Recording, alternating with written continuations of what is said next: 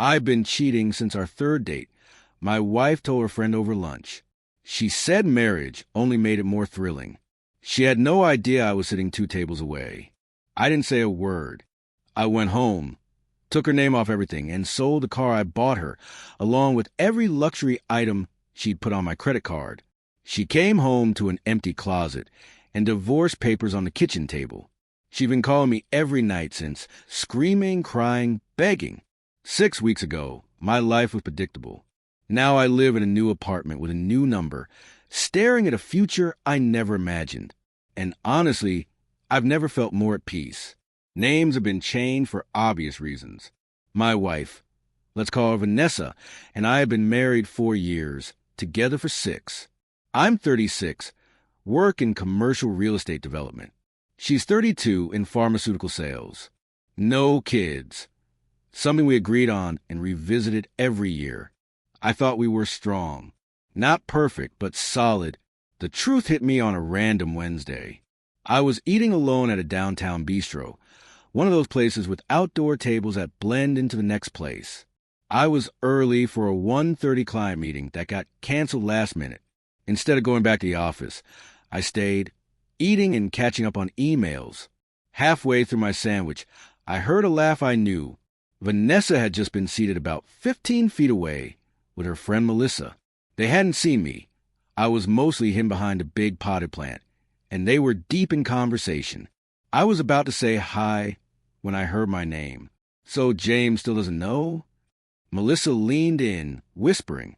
Vanessa laughed dismissively.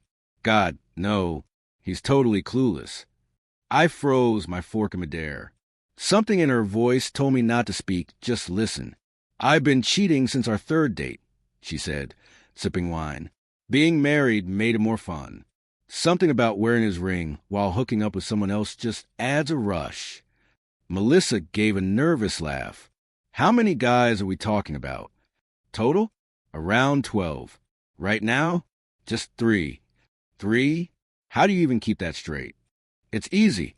Eric is Tuesdays, when James is late meetings. Chris is when James travels.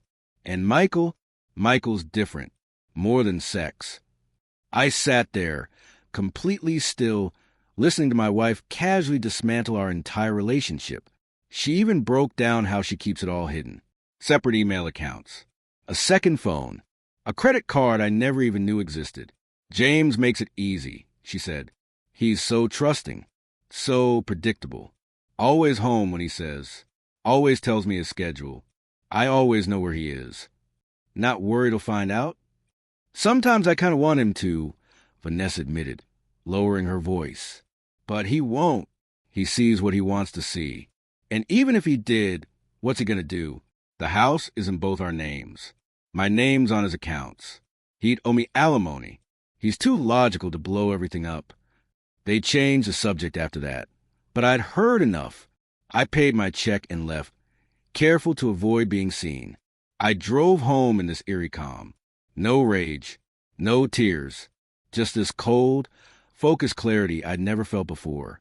By the time I pulled into the driveway, I had a plan. First, I called my lawyer, Graham. We played lacrosse in college, and he'd handle my business contracts.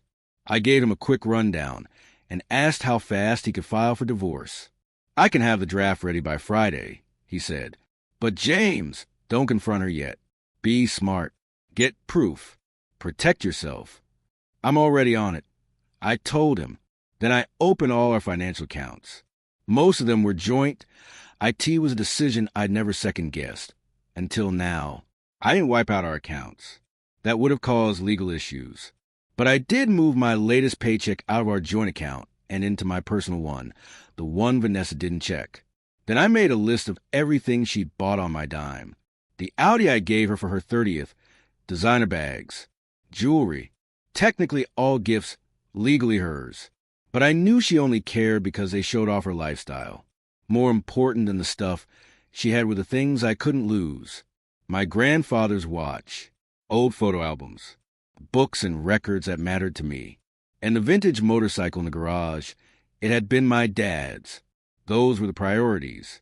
For 2 days, I acted like nothing was wrong. Had dinner with her.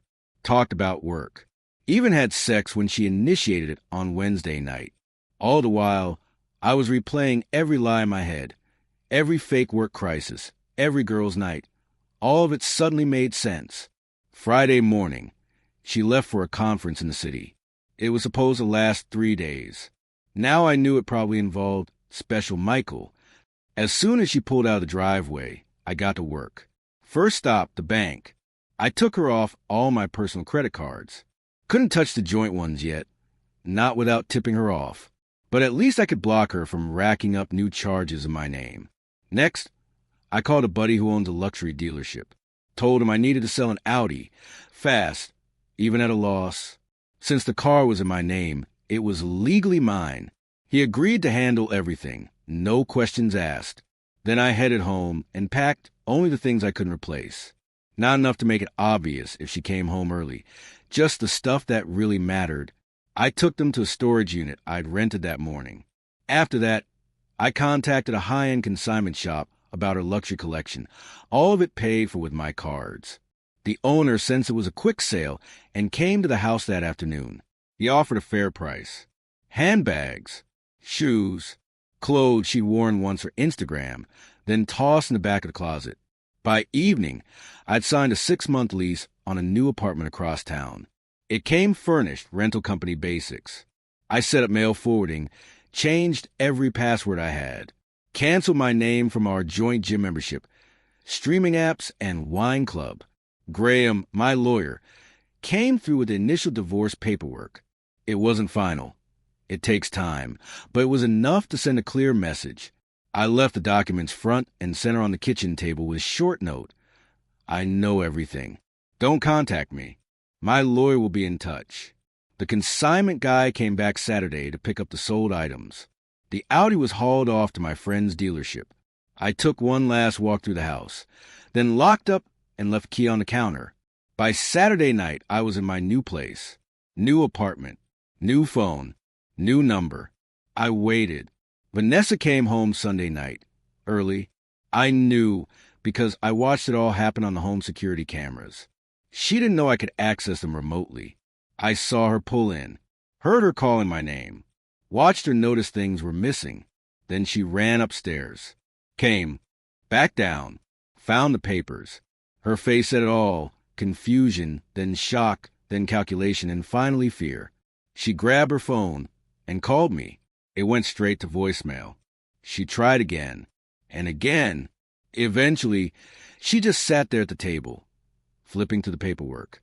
Her face shifted again, this time settling into something cold and steely. Her messages started rolling in around 8 p.m., a mix of panic and fury. Whatever you think you know, you're wrong. This is insane. We need to talk. You can't just leave like this. It's childish. Please call me back. This is all a misunderstanding. By midnight, the tone had changed. Yes, I made mistakes, but you're completely overreacting. Everything I did was because I felt something missing between us. You're really throwing away 6 years over nothing? Do you know how many women would kill to have what I had with you? I didn't respond. Not once. Just documented every message, screenshot by screenshot. The next morning, I showed up to work as usual, told my boss briefly what was going on, and asked that Vanessa not be allowed in the building.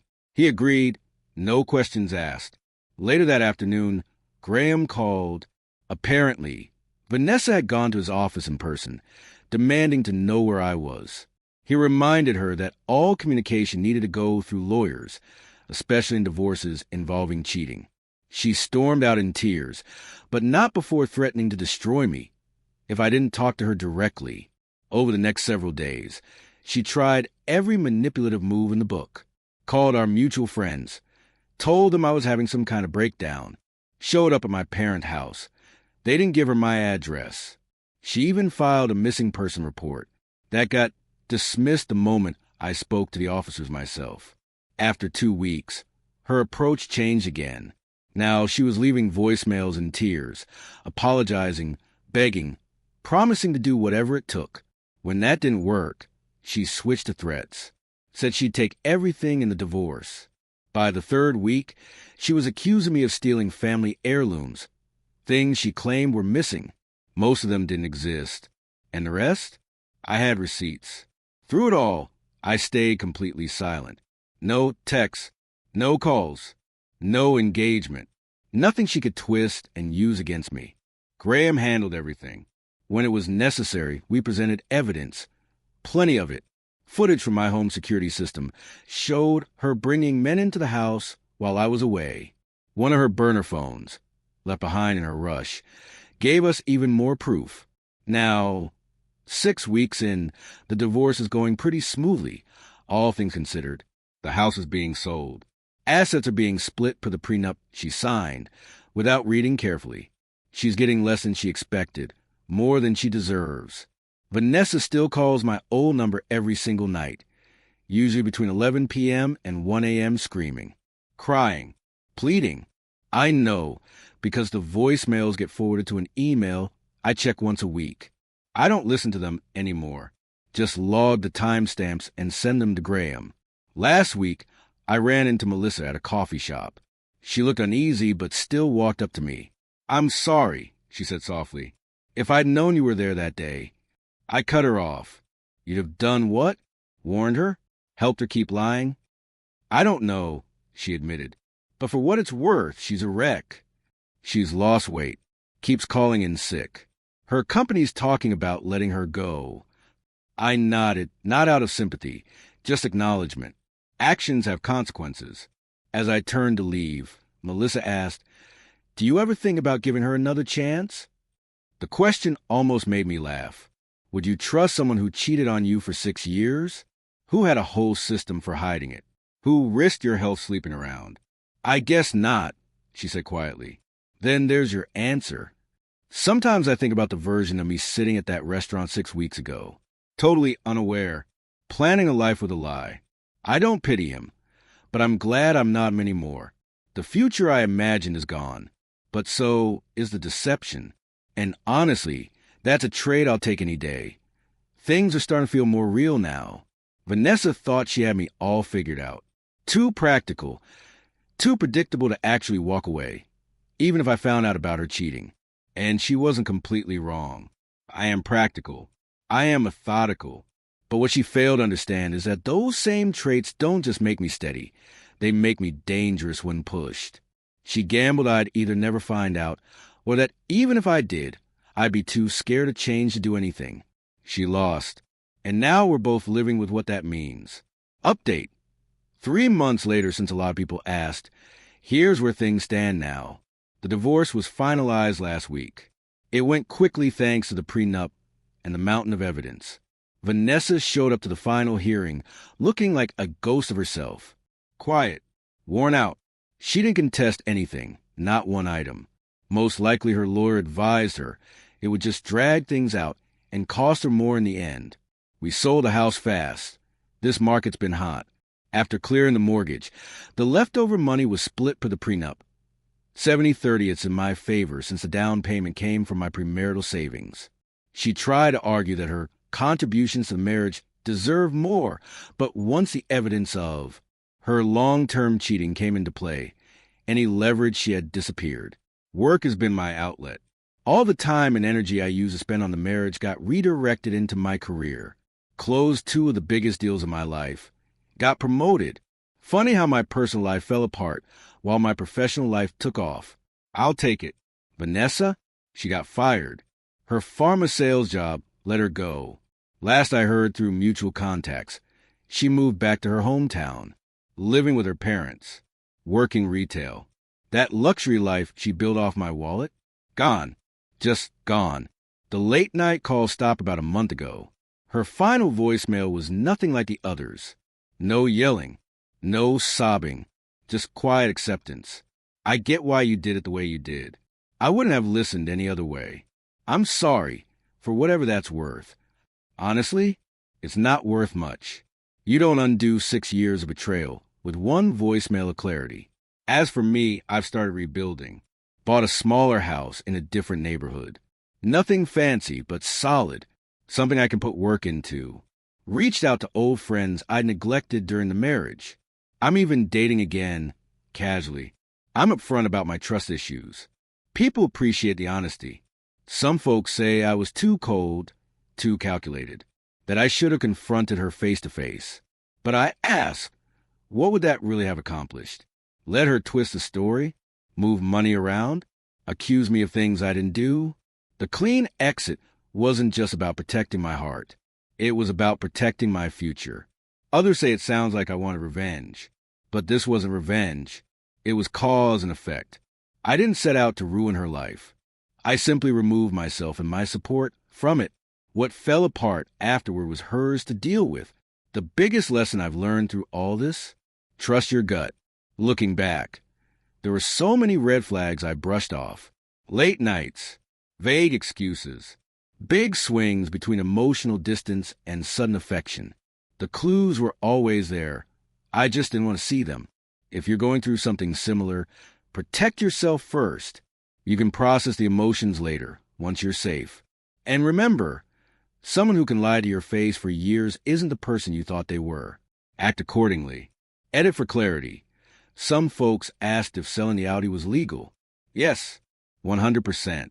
It was titled in my name only, registered in my name, insured by me, and paid for entirely from funds I had before the marriage. Legally, it was mine and mine alone. Gifted in the social sense, sure, but legally, it was still mine. Before doing anything, I ran it by my attorney to make sure every step I took stayed within the law. No rash moves. No cutting corners. Just a clean, precise exit plan with everything documented and defensible.